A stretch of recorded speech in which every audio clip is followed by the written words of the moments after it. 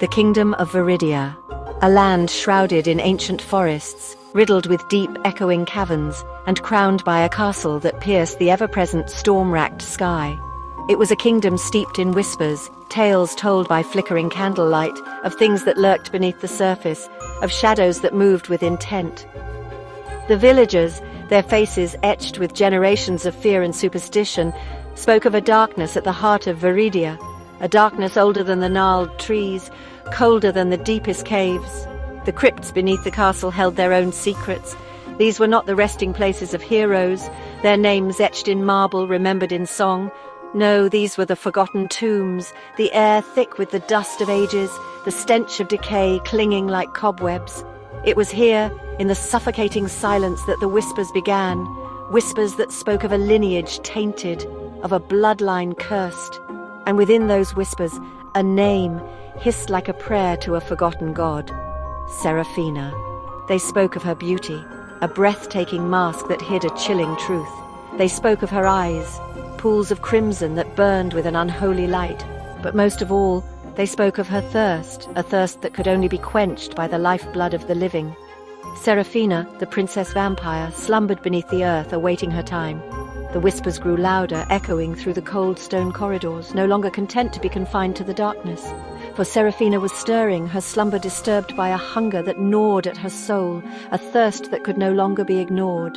The whispers were a harbinger, a warning carried on the foul breath of the crypt.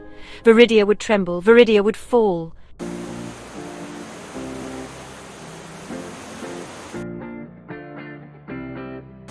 The throne room of Viridia was a cavernous space, its high vaulted ceilings lost in shadow. Moonlight, fractured by stained glass depictions of long-dead kings, painted the scene in hues of blood and sapphire. A chill permeated the air, a stark contrast to the roaring fire that crackled in the enormous hearth. It was upon this throne of obsidian, cold and unforgiving, that Seraphina had set her sights. Centuries had passed since the last drop of mortal blood had flowed through her veins, but time had done little to diminish her ambition. She had watched from the shadows, biding her time. The current king, a frail, aging man consumed by paranoia and fear. His reign had been marked by indecision. Seraphina saw in him not an obstacle but a stepping stone. She would use his fear, his desperation, to her advantage. She would play him like a finely tuned instrument. The whispers in the crypts had spread beyond the castle walls. Fear was a potent weapon, and Seraphina wielded it with masterful skill. She allowed the rumors to fester, to grow. The people of Viridia, their hearts already heavy with the weight of generations of fear. They would turn to anyone who promised them salvation, even if that salvation came with fangs and a thirst for blood.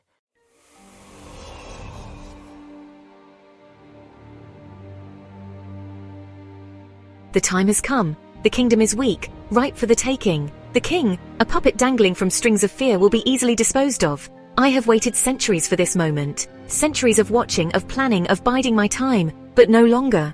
Viridia will be mine, and when I sit upon the throne, all will tremble before me. In the heart of the castle, hidden from prying eyes, Seraphina gathered her allies, a motley crew bound to her by oaths sworn in blood and darkness. There was Lucien, her most trusted advisor, his once handsome features now etched with the passage of time, his eyes burning with an unholy light. He had been with her since the beginning, a loyal servant who had embraced the darkness with open arms. By his side stood Zara, a sorceress of formidable power, her body adorned with intricate tattoos that pulsed with arcane energy. Zara's loyalty was a fickle thing, bought and paid for with promises of power and forbidden knowledge. But Seraphina knew how to handle such creatures of ambition. She offered them a taste of what they craved most, a taste that would leave them forever in her debt. Her voice, a low, melodic purr, echoed through the chamber, sending a shiver down the spines of her followers. Her crimson eyes scanned the faces before her, taking in their expressions of awe and anticipation. Her words hung in the air, a promise and a threat, a chilling testament to the darkness that lay coiled within her heart. The time for whispers was over. The time for action had arrived.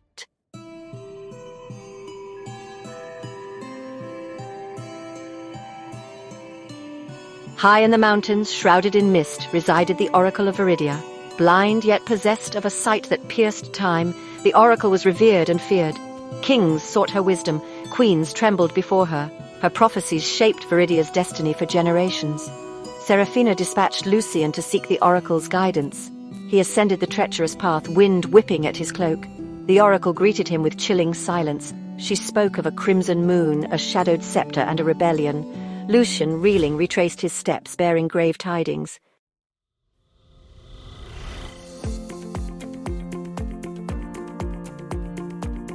Whispers of defiance spread through the cobbled streets, speaking of Seraphina as a usurper. A rebellion led by Kalen, a young blacksmith, began to blossom. The common folk, farmers, merchants, and artisans rallied against the corrupt aristocracy. Kalen, fueled by his father's unjust death, swore vengeance. Seraphina dismissed the uprising, confident in her power to crush them.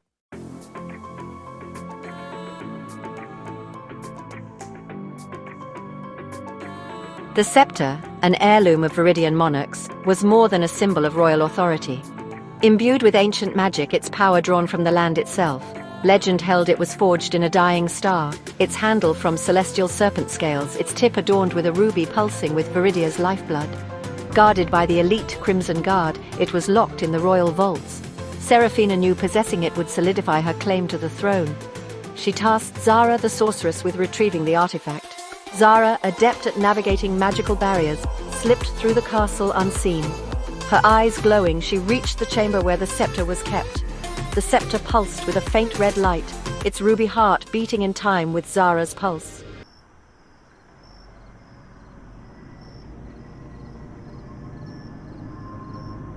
The night of the crimson moon dawned, casting an eerie, blood-red glow over the kingdom of Viridia. The air crackled with anticipation, thick with the scent of fear and unrest. The streets were eerily deserted, the citizens shuttered within their homes. Seraphina, in a crimson gown, surveyed the scene from her balcony, a cruel smile on her lips. The time for subtlety was over. Tonight, she would seize the throne of Viridia. Within the castle walls, tension coiled tighter than a hangman's noose. The Crimson Guard patrolled with increased vigilance. A palpable sense of unease had settled over them. Lucian paced restlessly, his mind a whirlwind of doubt. The oracle's prophecy pointed towards chaos and bloodshed. A seed of doubt had taken root in his heart. The castle clock chimed midnight, signaling the witching hour. Seraphina, her crimson eyes glowing, drew a deep breath.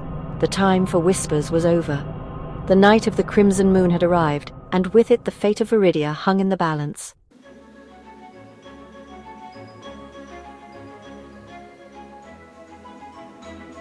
The castle, a silent monolith against the crimson-stained sky, held its breath. Within its depths a storm brewed. Seraphina made her move, her presence a whirlwind of darkness cutting through the suffocating anticipation. The Crimson Guard, their loyalty already bought and paid for, fell in line behind her, their faces stoic masks behind polished helms. They moved like phantoms, their footsteps silent on the cold stone floors, the only sound the rhythmic clink of their armor. Their destination, the king's chambers. The king, a frail shadow of his former self, was no match for Seraphina's potent allure. Weakened by age and fear, he succumbed willingly to her charms, his mind clouded by a potent elixir slipped into his evening wine. He saw not a monster, but a savior, an angel of darkness come to deliver him from his earthly burdens. Zara, her eyes blazing with arcane energy, effortlessly dismantled the wards protecting the king's private chambers, her touch a whisper of magic against the ancient runes. The Crimson Guard moved like a single entity, their swords drawn in unison, the air thick with the promise of violence. The king's personal guard, caught off guard, outnumbered and outmatched, fell swiftly, their cries for help swallowed by the stone walls. Seraphina, her lips curled into a predatory smile, approached the king, who sat slumped in his throne-like chair, his eyes vacant and unfocused. She leaned in close, her voice a silken whisper that belied her true intentions. "Your reign is over, old man," she hissed, her breath caressing his ear, cold as the grave. "Viridia belongs to me now."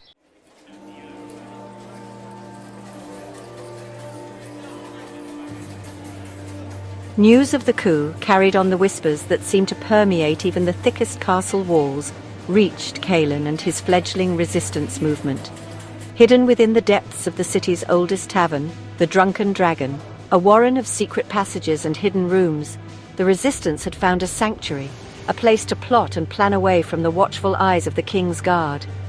Kalen, his face grim, addressed his followers, their faces a mixture of fear and determination, illuminated by the flickering light of a single oil lamp.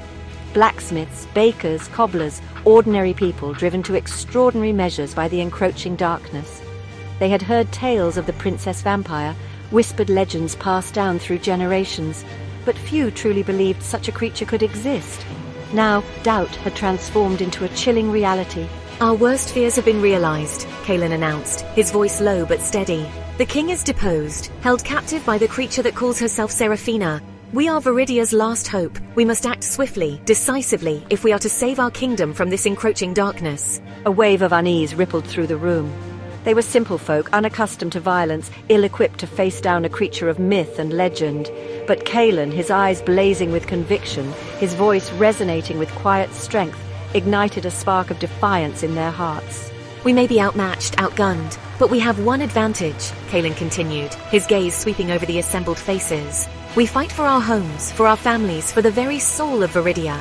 And that, my friends, is a power that even a creature as ancient and as powerful as Seraphina cannot defeat.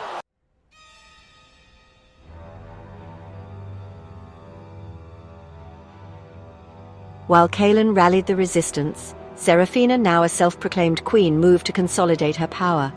She held court in the grand throne room, the obsidian throne cold and unforgiving beneath her. The Crimson Guard formed a ring of steel around her, their presence a stark reminder of her authority. Nobles, their faces pale with apprehension, their finery a stark contrast to the encroaching darkness, lined the edges of the room, their gazes fixed on the queen, their minds racing with uncertainty and fear. Seraphina, a vision in crimson and shadow, reveled in her newfound power. The scepter, grasped firmly in her hand, pulsed with a faint red glow, amplifying her already formidable presence. She had anticipated resistance, had expected defiance, but the ease with which she had seized control, the swiftness of her victory, had surprised even her. It appeared the whispers of her lineage had done their work, sowing the seeds of fear and obedience long before her arrival. But Seraphina was not naive. She knew that true power lay not in brute force, but in control, in the manipulation of hearts and minds. She would rule not through fear alone, but through a calculated blend of intimidation and allure, of promises whispered and threats implied. She would be both savior and destroyer, a goddess to be worshipped and a demon to be feared. With a wave of her hand, she silenced the whispers that rippled through the room. Her voice, when she spoke, was low, melodic, laced with an undercurrent of steel. Let it be known, she announced, her crimson eyes scanning the faces before her, that I am not here to rule through fear, but through strength. I offer you a choice. Swear fealty to me, to the new order, and you shall prosper. Defy me and face the consequences.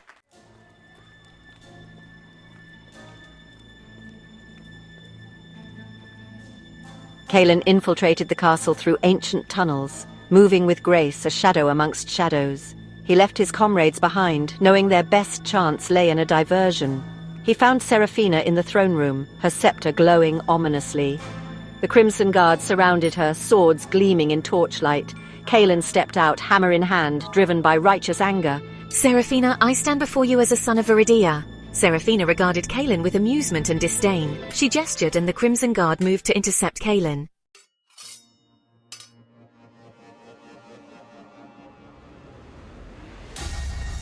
The clash was swift, brutal, a whirlwind of steel and fury.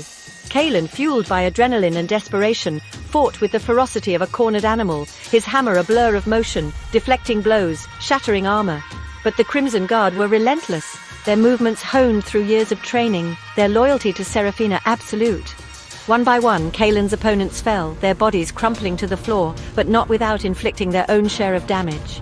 Kalen, his breath ragged, his body screaming in protest, felt the warmth of his own blood trickling down his side, staining the floor crimson. Seraphina, watching the spectacle unfold with detached amusement, saw an opportunity.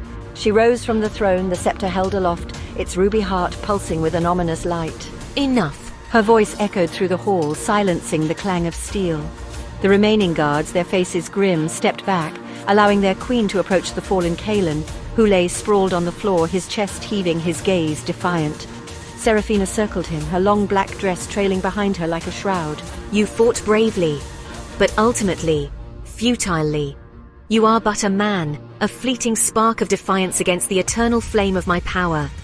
Tell me, little blacksmith, was it worth it? Was this pointless act of rebellion worth the price you are about to pay? She raised the scepter, its ruby heart glowing brighter, the air crackling with dark energy.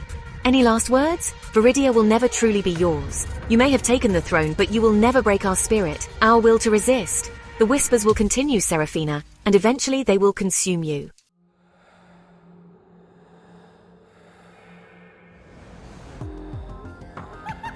Seraphina, momentarily taken aback by Kaelin's defiance, let out a low, throaty chuckle that echoed through the silent hall. Brave words from a dying man, but words are but whispers in the wind, easily silenced, easily forgotten. She raised the scepter higher, its ruby heart pulsing with an almost hypnotic rhythm, the air growing heavy with the promise of unleashed power. Kaelin, his vision blurring at the edges, met her gaze unflinchingly. He knew his defiance was a mere flicker of a candle against the encroaching darkness. But even in defeat he would not yield, not to fear, not to despair. You mistake defiance for foolishness, Vampire Queen. It is not in grand gestures or heroic last stands, but in the quiet refusal to yield, to break, to bend to your will. It lives in the hearts of every man, woman and child who whispers your name with disdain, who dreams of a Viridia free from your grasp. Seraphina, her features hardening, leaned closer, her crimson eyes ablaze with a cold fire. Foolish mortal. You know nothing of power, of the price one pays for immortality, for the burden of ruling a kingdom. She pressed the tip of the scepter against Kaelin's chest, the ruby throbbing against his skin, sending a jolt of pain that arced through his body. I have walked this earth for centuries. I have seen empires rise and fall, witnessed the ebb and flow of civilizations. You and your petty rebellion are but a fleeting annoyance, a minor inconvenience in the grand tapestry of my existence.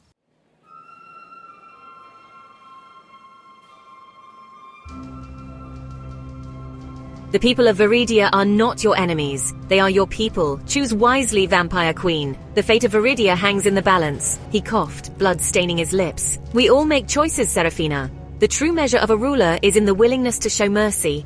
Choose compassion over vengeance. Kaelin saw a flicker of vulnerability in her eyes, a glimmer beneath the layers of anger and pride. It gave him a sliver of hope. You see only weakness where there is strength. She pressed the scepter harder against Kaelin's chest.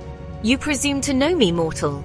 His words pierced through Seraphina's facade. Her grip on the scepter tightened. A flicker of doubt crossed her eyes. It was gone, masked by anger. Centuries spent in darkness, feeding on lifeblood. Is that truly a life worth living? Kaelin spat, his voice a raspy whisper. And what of the price you've paid, Seraphina? Kaelin gritted his teeth against the searing pain. He refused to give her the satisfaction of seeing him break. He would meet his end as he had lived, head held high, his spirit unbroken.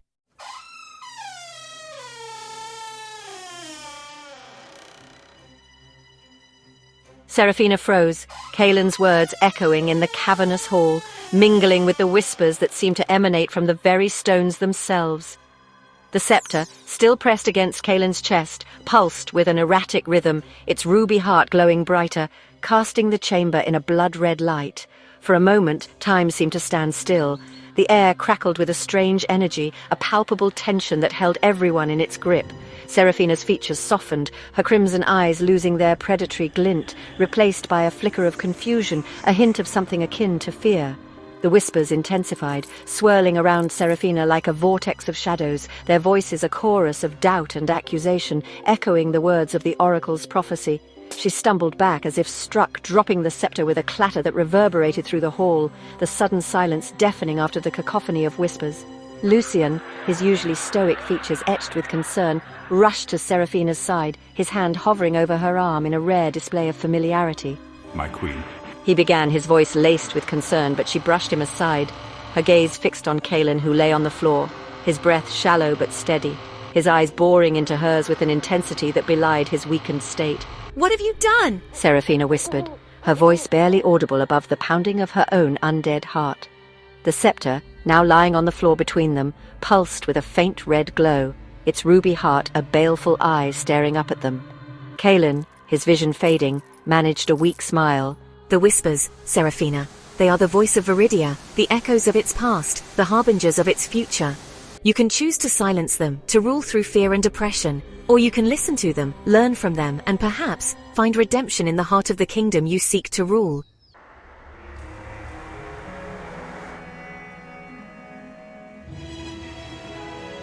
As Seraphina grappled with Kaelin's words, a distant sound reached the throne room, It was a cacophony of noise, a mixture of shouts, the clang of metal, and deep, rhythmic drumming. The Crimson Guard shifted uneasily, their hands moving to their swords. Lucian turned to Seraphina, his voice urgent. She silenced him with a wave of her hand, her eyes on the grand doors. The sound grew louder, pressing against the castle walls. The grand doors burst open, and a wave of humanity surged in. Their eyes burned with determination, shaking the castle's foundations. Leading the charge was Kalen, his eyes fixed on the vampire queen.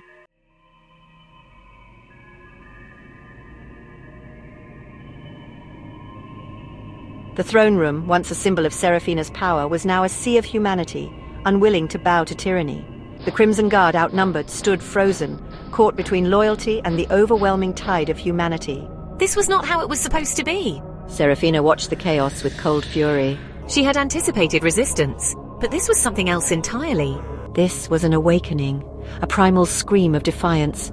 She looked down at Kalen, his gaze unwavering, and felt a flicker of doubt. Was this the legacy she wanted to leave behind? The scepter lay on the floor, a reminder of her power and choices. She could crush this rebellion, or choose another path. But at what cost? Or she could choose another path, fraught with uncertainty and redemption. The whispers swirled around her, a symphony of hope. The choice was hers. The fate of Viridia hung in the balance. The vampire queen stood at a crossroads, the prophecy echoing in her ears. The night of the crimson moon had reached its zenith.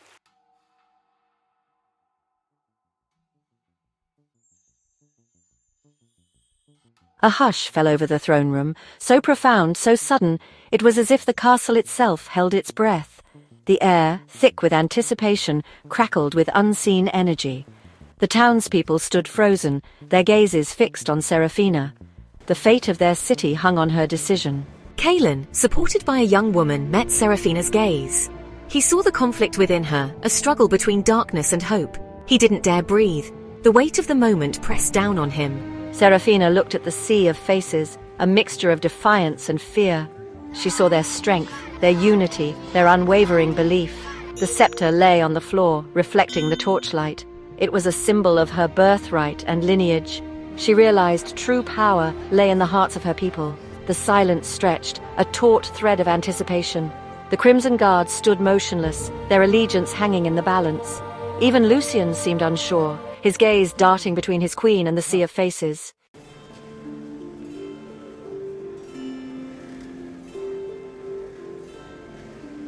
In that moment of profound silence, Seraphina made a choice that would shape not only her own destiny, but the fate of Viridia itself.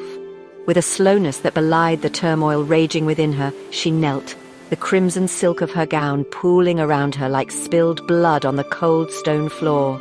The gasp that rippled through the throne room was almost deafening. No one, not the townspeople, not the Crimson Guard, not even Lucian, could believe what they were witnessing.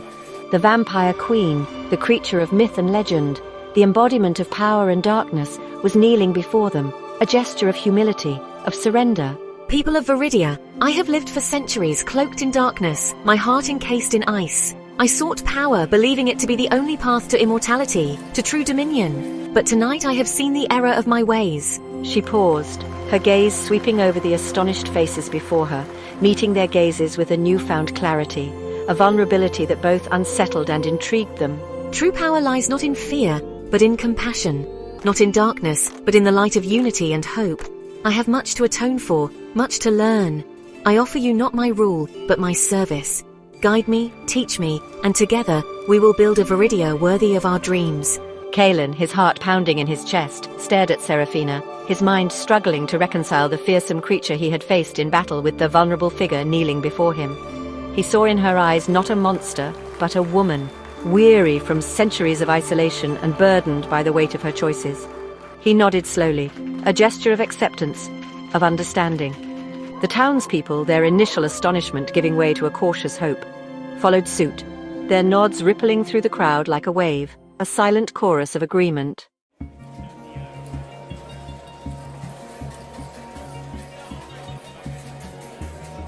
The night of the crimson moon, a night that had begun with the promise of darkness and despair, ended with the first rays of dawn piercing through the high windows of the throne room, casting long shadows that danced with the dust motes and the whispers of a new beginning.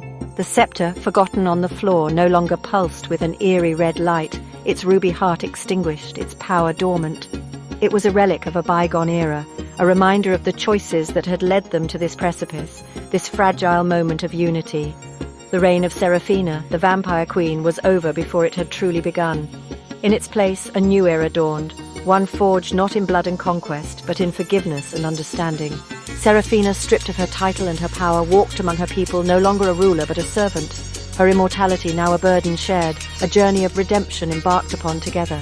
Kalen, his wounds healing, his spirit soaring, found himself thrust into the role of leader, his blacksmith's hands, calloused and strong, now tasked with shaping the future of Viridia. He faced the challenge with humility, guided by the whispers of wisdom passed down through generations, the echoes of the past now a source of strength, not fear. The Crimson Guard, their oaths of loyalty tested and ultimately broken, disbanded, their armor laid aside, their swords beaten into plowshares and tools of rebuilding. Some chose to leave Viridia, their past deeds a heavy burden to bear. Others, seeking atonement, integrated themselves into the fabric of the city, their skills now used to protect and serve those they had once sought to control.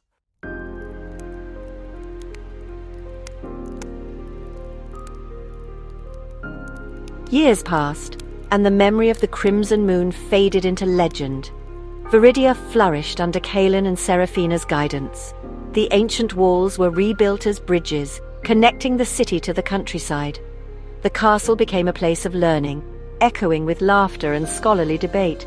The crypts were sealed, their darkness replaced by the light of knowledge. Seraphina found solace in service, her immortality a gift. She walked among her people as a protector, her wisdom sought by all. The whispers on the wind spoke of hope and resilience. They spoke of a kingdom reborn, a future forged in unity. On moonlit nights, one could hear a melody on the breeze. It was Seraphina's song, a lament and a prayer for the future. As the whispers faded, one could believe even a heart encased in ice could find peace.